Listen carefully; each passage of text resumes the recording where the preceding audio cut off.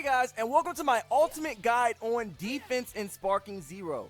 Now, defense is a really important tool because you know what they say, the best defense makes a great offense. So let's get right into it. And by the way, my name is Ekaman, and if you like what you see, please subscribe, leave a comment if you want to know more, and definitely like the video. Alright, so let's go. So the first thing I'm going to cover is perception. First thing you want to know about perception is it uses ki. Notice my ki slowly draining as I hold it, but as you hold it, you will be able to counter most attacks. But do know that you cannot perceive from the back, so if they hit you from the backside, it will hit you. Now you can also perceive super attacks. This will cost 2 skill bars, but it will allow you to deflect their super attack. You can also perceive rush attacks, so if they do a rush super, it will banish you and counter them immediately. This also costs 2 skill bars. Now here's an advanced way to use perception. If you are blocking their rush attacks, you can perceive in the middle of it. And a lot of times, if you're able to perceive their rush attack, you will get a sonic sway immediately. Sonic sways are really good because they drain your opponent's ki. And not only that, they allow for a follow-up attack, which then allows for your follow-up banish attack. And because you drain their ki, you will usually have ki advantage, allowing you to win all Vanish Wars afterward. To perform the follow-up attack, simply press up and triangle at the end, and triangle again to do the Vanish attacks afterward. Now I do play on PS5 with standard controls. If you need help adjusting your buttons, just ask in the comments. Now the last thing to know about perception is when you perceive a heavy attack, it will cost you 1 skill bar. So keep that in mind because you cannot always perceive heavy attacks. And if you try to perceive a heavy attack with no skill points, you will be hit for it. Next, we have super counters by hitting up and square at the right time. In the middle of a combo, you can get your opponent off of you by simply super countering their attack. Now, a lot of people have trouble with this, and let me be the first to tell you, you will not always get it. If you could always get it, it would not be in the game. What I recommend doing is finding your opponent's rhythm, which is going to be different based on the character because different characters have different speeds of attacks. And your opponent can sometimes mix up their attacks. So just be patient. You will not always get it. But I recommend getting a feel for their attacks. Da da da da da. And go from there. You can hit it multiple times. Up square, up square, up square. Just do not mash it too fast. And if you're not getting it, I recommend slowing down your inputs, and that'll usually help. Just have patience and do not rush your inputs. That is usually the problem. Find their rhythm and just have patience. If you get hit, that's okay. It's not the end of the game. Now I recommend practicing this next use for super counter in training by putting the opponent on smash and follow up 1. The timing of this is usually the same for all characters, and it is extremely useful in saving ki instead of going into a Vanish War. Now you can hit it multiple times, but I recommend only about once or twice is necessary just to get you over the amount of ki that they have. And then you can finish it with a Vanishing Assault. Be careful with these though, because missing a super counter can be detrimental and put you back into the combo. So be smart on the way that you use it. And practice. Next we have Vanishing, also called Z-counters.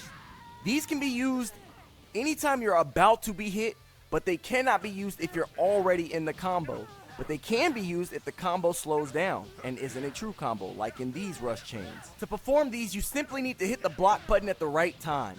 And the timing is a little less strict than super counters, so they should be a little easier. They're usually used during rush chains, and they can be done as many times as you have ki for. They take about a half a bar of ki, so keep that in mind.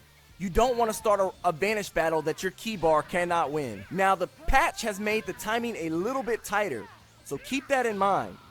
And just try to aim for as soon as their hit is going to land. That is when you want to hit the button. Now, this next thing I want to go over is one of the big differences between B and A and S rank players, recovery. When you don't recover, you'll fall flat on your back and be vulnerable to a super attack. And I know a lot of people just have recovery assist on, but let me be the first to tell you that is a bad idea. There are a few characters and tactics that can take advantage of recovery assist, such as Wheelo. Watch what happens to Raccoon because he has recovery assist on. Wheelo is able to infinitely chain grab Raccoon and other characters just because of recovery assist. But Wheelo's not the only one who can take advantage of this. Any character can drag and dash behind you after a rush attack and keep comboing you because they know the timing of your recovery, because recovery assist will always make it the same. Go into your settings and turn off recovery assist. And to recover normally, you simply press R1, the block button. Now, that is not the only way to recover. There is another way to recover that is important to know. Watch how Raccoon falls down from this hard knockdown. A lot of players do not know that you can recover from this because you can't do it with R1. If someone performs a lift strike on you, knocking you up in the air and follows up with a combo, it will put you in a hard knockdown. And it's even worse when you do it in the air, because now you have to fall down forever while they get to charge and even hit you with a super attack, which you can't do anything about. In order to recover from this, you need to flick the stick downward. That is the way that you recover from this. R1 will not work, and you can do it at any point in case you want to mix up your opponent. But just flick the stick down and you will be able to recover from any hard knockdown. So if R1 isn't working for you, just flick your movement stick down and it will recover for you. Next we have Revenge Counter by clicking R3.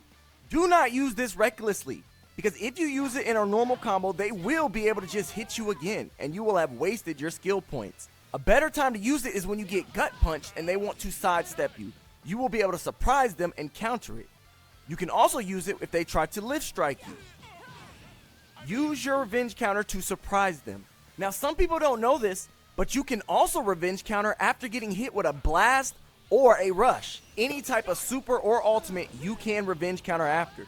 Use it to surprise your opponents or even finish them off if they have a little bit of health. Now, here's a pro tip on using the Revenge Counter. Most of us have seen Bardock go into sparking and use his super, which then immediately combos into his ultimate, which is kind of hard to vanish. And so in order to stop that, right after he uses his super, use a Revenge Counter. It will hit him and stop him from being able to use his ultimate. And then you need to follow up as necessary. The best offense is a good defense. Another low-key fact, you can Revenge Counter Ki Blast. So if your opponent is spamming you with Ki Blast from far, use Revenge Counter to close the distance. And lastly, you can counter a Revenge Counter with Perception. It only takes one skill bar now, and it takes them 2 skill bars to do Revenge Counter, so it is a really effective counter. Not only that, after you counter the Revenge Counter, you will get Ki for it, meaning you will usually have Ki advantage after doing so, and then you can follow up with a Vanish attack in which you should be able to win the Vanish Wars. The next thing is so simple, but so important, movement. Make sure you are moving to try to get behind your opponent. And if you sidestep with the heavy attack, you'll be able to use whatever your character's heavy attack is. For Raccoon, it is a turnaround. But you can also use a down heavy attack to sweep, or even an up heavy attack to do a lift strike. Everyone can do the sweep, everyone can do the lift strike. The normal heavy attack will be different depending on your character.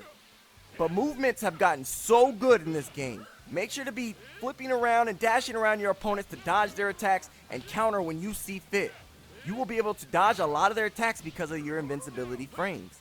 Keep your opponent on their toes. The best offense is a good defense. And that is a list of the best defense techniques. Make sure you master them. You can practice a lot of them in training mode. Defense is so important in this game to win. Use them all as tools in your belt and use them when necessary. Comment below if you need any more help and let me know if you want me to make an offense video too. My name is Z-counters, and don't forget to subscribe and like so that you can see more of my videos and more helpful tips. Peace.